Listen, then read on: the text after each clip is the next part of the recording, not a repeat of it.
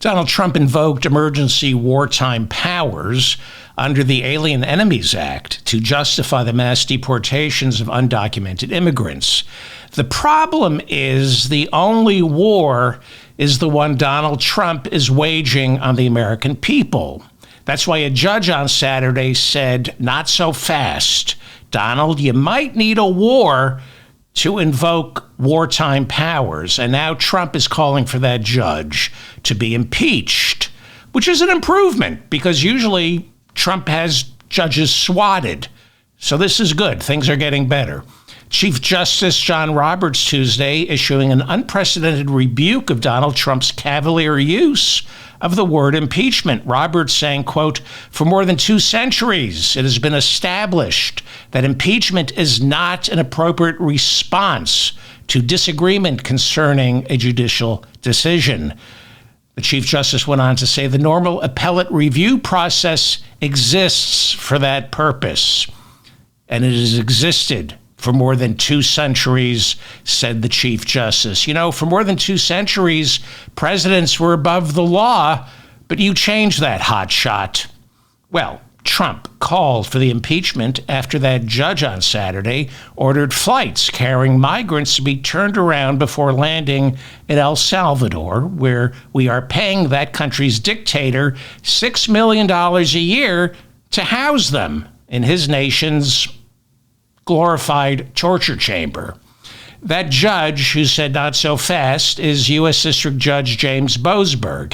On Saturday, he issued a temporary restraining order blocking the transfer of nearly 300 of these migrants to that El Salvadorian Supermax prison. Judge Boasberg said he wants to make sure these are, in fact, enemy combatants and we're actually at war.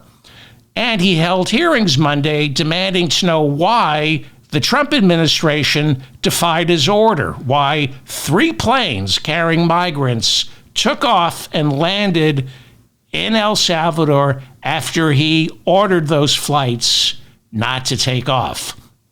Lawyers for the Trump administration telling the judge Monday the White House ignored his order because it was handed down. The order was handed down after the flights were over international waters, an excuse the judge called quite a stretch. Basically, lawyers for the Trump administration told the judge what Chase, my bank Chase, told me when they admitted last week to overcharging me $25, but then saying there's nothing we can do about it because it's already in the system. When asked why they did this, lawyers said, it's in the system. We'd like to help you, Judge, but it's in the system. Lawyers for the Trump administration said they couldn't release official timelines for the 3 flights in a public setting, citing national security concerns. So the judge on Tuesday ordered Trump's Justice Department to provide under seal by noon tomorrow the precise timelines regarding the 3 flights and why his order was disobeyed. We have a constitutional crisis. Donald Trump calling for Judge Boasberg to be impeached, accusing him of being crooked as well as an agitator and a troublemaker. Texas House Republican Brandon Gill announcing he's planning to introduce articles of impeachment to remove Judge Boasberg. House Republican Lauren Boebert, that constitutional scholar, is calling for the judge to be impeached, accusing him of being a radical funded by George Soros. White House advisor and New Jersey strip mall attorney Alina Habba telling reporters, quote, "To have a federal judge say, I don't agree with the president, it's unthinkable," unquote. Well, that's how it works. Executive orders are subject to judicial review, but why would Trump's attorney know that? Border czar and homunculus Tom Homan said, quote, "I'm proud to be a part of this administration. We're not stopping. I don't care what the judges think. I don't care." He doesn't care because we're a nation of laws, a nation of laws. And those laws, well, we get to pick and choose which ones we're going to follow. The problem isn't illegal immigration. The problem is illegal immigration officials like Tom Homan. Did I mention he's a homunculus? White House Press Secretary Caroline Leavitt said the shipment of nearly 300 migrants to El Salvador was a counterterrorism operation. So we're at war, and these are terrorists. That's how Trump is framing this. We're under attack by terrorists. And who are those terrorists? Well, they're migrants. The problem with all of this is ICE offers absolutely no evidence that any of the migrants they shipped to El Salvador were even criminals, let alone gang members or terrorists. We know that one Venezuelan migrant was sent to Guantanamo Bay last month, all because his Michael Jordan tattoo was misconstrued for a gang symbol. Pam Bondi, our nation's attorney general, telling Fox News that the Trump administration will ignore the judge's order and continue to fly migrants out of the country. Pam Bondi said, quote, "This one federal judge thinks he can control foreign policy for the entire country, and he cannot." Well, the McCarran-Walter Act, also known as the Immigration and Nationality Act of 1952, supposedly grants the president authority to deport any foreign national suspected of interfering with America's foreign policy. It hasn't been tested in the courts yet. Coupled with Trump's executive order invoking wartime emergency powers, the White House insists it's on firm ground, shipping migrants to El Salvador, or detaining Mahmoud Khalil, the Columbia grad student who led pro-Palestinian protests last spring, or deporting a Lebanese doctor who teaches at Brown University because she attended the funeral for Hassan Nasrallah, the leader of Hezbollah, killed in an Israeli airstrike. U.S. Attorney General Pam Bondi filed an emergency motion Saturday with the United States District Court of the District of Columbia asking for Judge Boasberg's restraining order to be dissolved and for Boasberg to be removed from future hearings on the subject, accusing him of judicial overreach, violating separations of powers. So there are two constitutional issues that need resolving. First, can the president invoke the Alien Enemies Act of 1798 to justify mass deportations? The Alien Enemies Act of 1798 was passed for a president to invoke these powers during war. It was last invoked during World War II in order to place Japanese Americans in concentration camps. The courts must decide whether the president is justified in calling migrants enemy invaders. He has labeled several gangs international terrorist organizations, which is within his power. But before sending migrants to a prison in El Salvador, he must first show proof that they are members of those gangs. Trump has offered zero proof and has conducted all these deportations deep in the shadows. Also remaining untested is the president's power to deport anyone who interferes with his foreign policy, which the White House says is a power granted to Trump under the McCarran-Walter Act, also known as the Immigration and Nationality Act of 1952. How much latitude does that Cold War-era piece of legislation give Trump in removing foreigners who he unilaterally decides are interfering with his foreign policy? We're not talking war here. We're talking about foreigners who disagree with Trump's foreign policy. Could Trump deport green card holders or people on work and student visas simply because they disagree with his foreign policy regarding Canadian tariffs? We're getting more information on the Lebanese doctor who taught at Brown University and was deported last week, unable to return to our country, thrown out. As we told you on the previous show, that doctor arrived at Logan Airport last week after visiting family in Beirut. She was detained for 36 hours and then sent back to Lebanon, even though a United States judge told the Department of Immigration the doctor was in the country legally on an H-1B work visa. New reporting from Reuters saying that immigration officials informed the judge that they defied his order after the doctor told them that while in Beirut, she attended the funeral for Hezbollah leader Hassan Nasrallah. She told U.S. immigration officials she was sympathetic to Hezbollah and Iranian Supreme Leader Ayatollah Ali Khamenei. She said, I'm only sympathetic to them because, like me, they're Shiites. The United States officially recognized Hezbollah as a terrorist organization back in 1997. Some accuse Hezbollah of being behind the truck bombings in Beirut that killed 220 U.S. Marines, 18 sailors, and 3 soldiers back in 1983. But there is little to no consensus inside our intelligence community as to whether Hezbollah was actually behind those attacks. Hezbollah was in its infancy at the time, barely 1 year old. Hezbollah and Israel have been in a state of war for more than 40 years. Hezbollah is a paramilitary organization funded by Iran. Much of its leadership wiped out late last year by Israeli airstrikes. The Houthis in Yemen, also funded by Iran. Over the weekend, Trump ordered airstrikes against Houthis in Yemen. The attacks killed 53, including 5 children.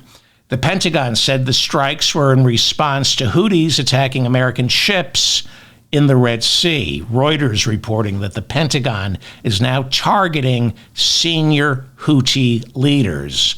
Donald Trump warning any Houthi attacks on American ships will be considered attacks from Iran. Israeli airstrikes have killed more than 400 in Gaza as January ceasefire comes to an end. Israeli Prime Minister Benjamin Netanyahu says this is just the beginning. Netanyahu saying talks with Hamas are over and that negotiations will only be done under fire. Families of the 24 hostages still thought to be alive are now protesting in Israel, accusing Netanyahu of jeopardizing the lives of their loved ones. Hamas says Israel is striking civilians. Hamas says the United States, which Israel reportedly contacted before launching the recent attack, Hamas saying the United States bears responsibility for these killings. The Guardian reporting that Israel was only able to resume bombardment of Gaza after the United States recently helped to replenish depleted weapons stockpiles during the ceasefire. In a televised address Tuesday night, Israeli Prime Minister Benjamin Netanyahu thanked Donald Trump for his unwavering support. On January 15th of this year, that ceasefire began, and during the first phase of the negotiated ceasefire, some hostages were released in exchange for Hamas prisoners getting released by Israel. On March 1st, the second phase of the ceasefire was supposed to begin. Negotiations in Qatar began between Hamas and Israel, trying to make the ceasefire permanent. Israel offered during the negotiations to extend the ceasefire on March 2nd by 50 days in order to continue negotiations. But Hamas accused Israel and a belligerent United States of attempting to stall Israel's pullout from Gaza. It was during this period that tough-talking Donald Trump warned Hamas to release all the hostages. It was then that tough-talking Donald Trump began talking about ethnically cleansing Gaza, shipping nearly 2 million Palestinians to Jordan, Egypt, Somalia, and Sudan. By the weekend, talks completely broke down because, Donald Trump's art of the deal. And now, more than 400 Palestinians are dead, and war is back on.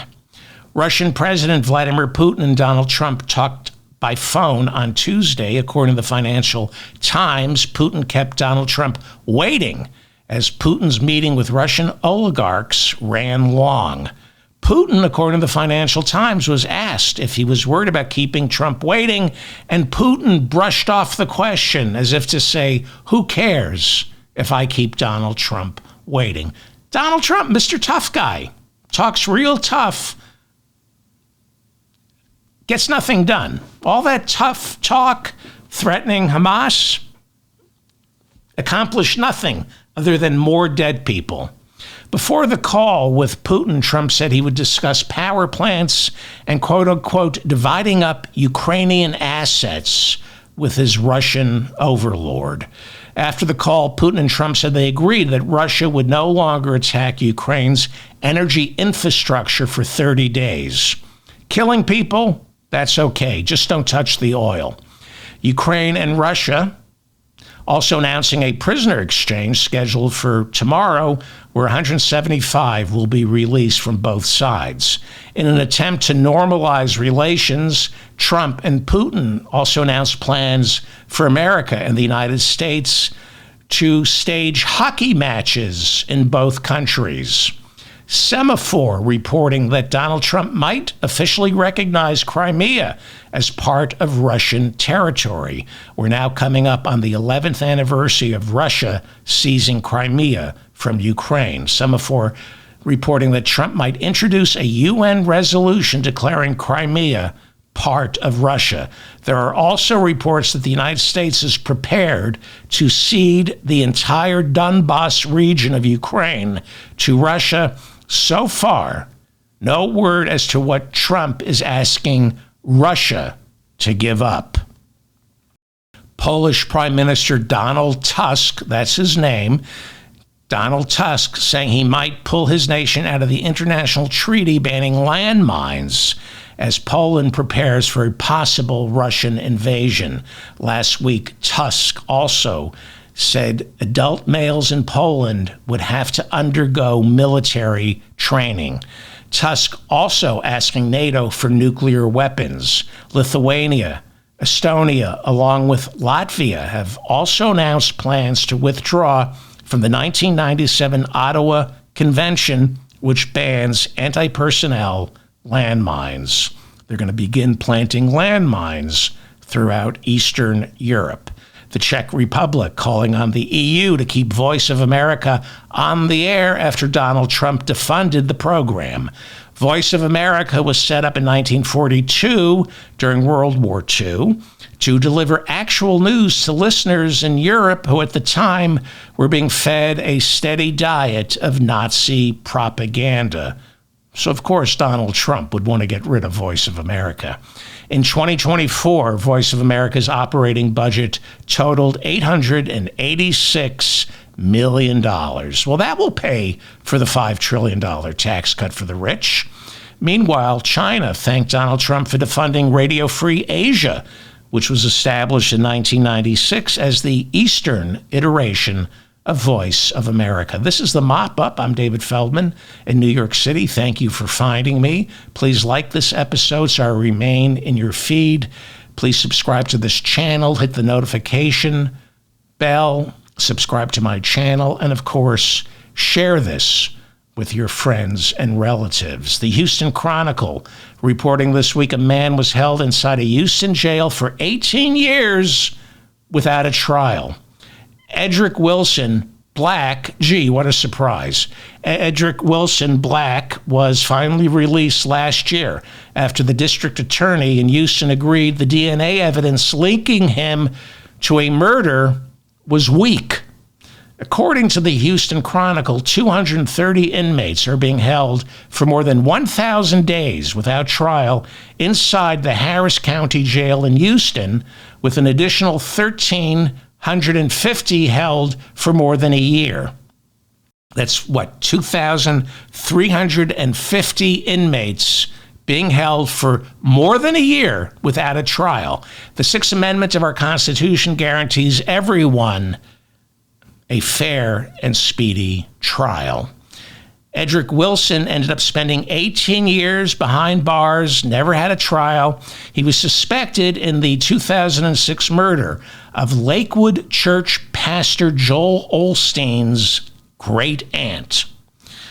Speaking of right-wing Trump supporters of the Christian faith, Robert Preston Morris was the mega MAGA church pastor who presided over Gateway Mega MAGA Church in Texas.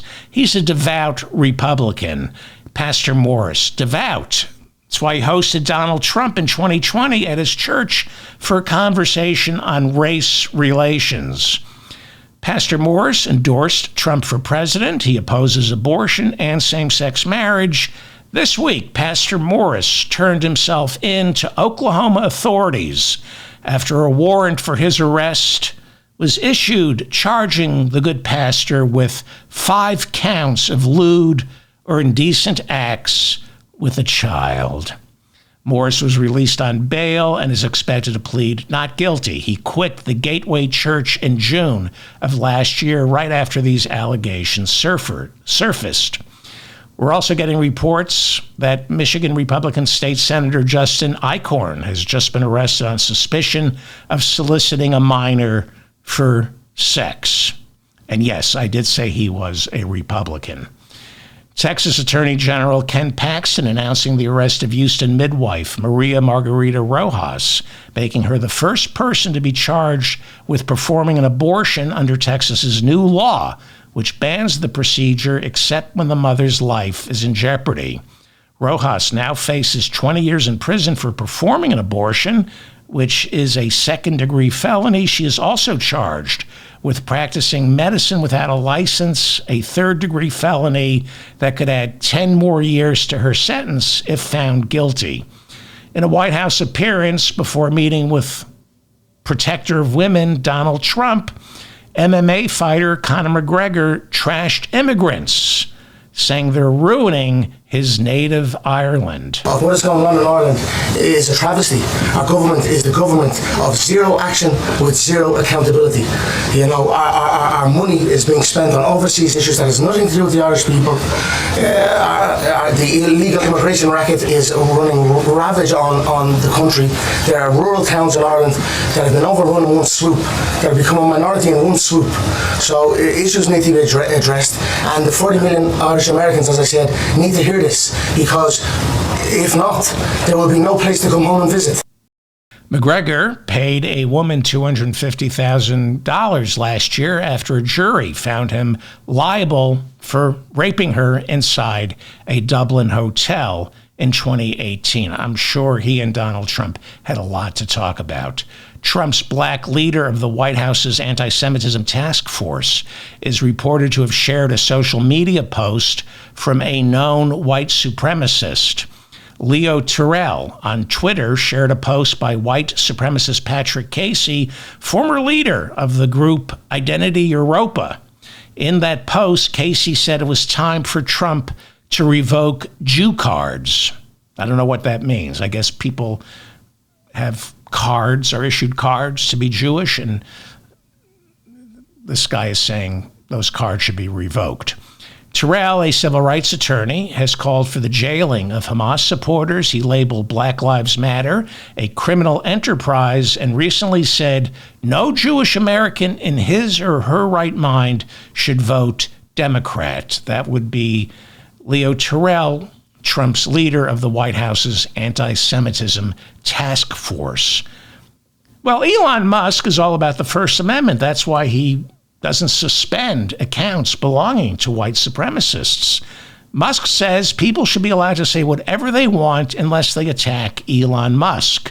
Twitter suspended the Celtic punk rock band Dropkick Murphys account after its lead singer called Musk a Nazi during a recent performance. The State Department ordered South Africa's ambassador to leave the country as relations between South Africa and the United States worsen due to Elon Musk feeding Donald Trump lies about land reform in Musk's native country. Musk has Trump convinced that the South African government is confiscating land from white farmers, which isn't true. 72% of South African land right now is owned by whites. The Expropriation Act of 2025 allows for the South African government to take abandoned land through eminent domain, and only in very rare cases is it taken without any compensation.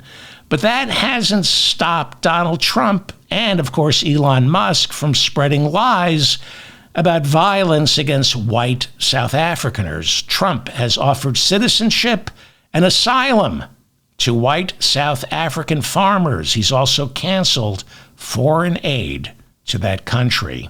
Hungary, under the right-wing authoritarian leadership of Viktor Orban, Donald Trump's hero, Hungary has become the first country in the EU to ban gay pride parades.